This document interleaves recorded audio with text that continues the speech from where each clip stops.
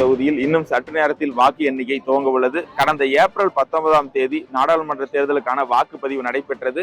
சேலம் மாவட்டத்தை பொறுத்தவரை 78.16% வாக்களித்துள்ளனர். 12,96,000க்கும் மேற்பட்ட வாக்காளர்கள் வாக்களித்துள்ளனர்.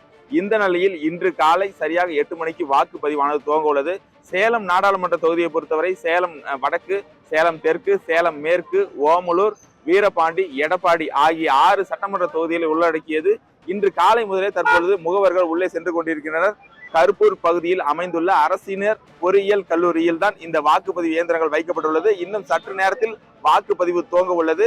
அதாவது ஒரு சட்டமன்ற தொகுதிக்கு 14 வாக்கு இயந்திரங்கள் எண்ணப்பட உள்ளது. ஒரு சுற்றுக்கு 14 வாக்கு இயந்திரங்கள் எண்ணப்பட உள்ளது. குறைந்தபட்சம் 17 சுற்று முதல் 25 சுற்றுகள் வாக்குகள் எண்ணப்பட உள்ளது.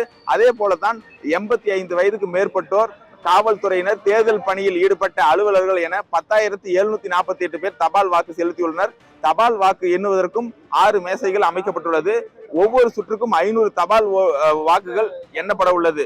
இந்த தேர்தல் பாதுகாப்பு பணியில் காவல்துறையினர் 1,500க்கும் மேற்பட்டோர் ஈடுபட்டுள்ளனர். அதே போல வாக்கு எண்ணும் பணி மற்றும் உள்ளிட்ட பல்வேறு பணிகளுக்கு 1,500 பேர் 3000க்கும் மேற்பட்டோர் இந்த பகுதியில் தற்பொழுது பணியில் ஈடுபட்டுள்ளனர். தொடர்ந்து முகவர்கள் உள்ளே சென்று கொண்டிருக்கின்றனர். இன்னும் சற்று நேரத்தில் வாக்குப்பதிவானது துவங்க உள்ளது. சத்தியம் செய்திகளுக்காக சேலத்திலிருந்து ஆனந்த்.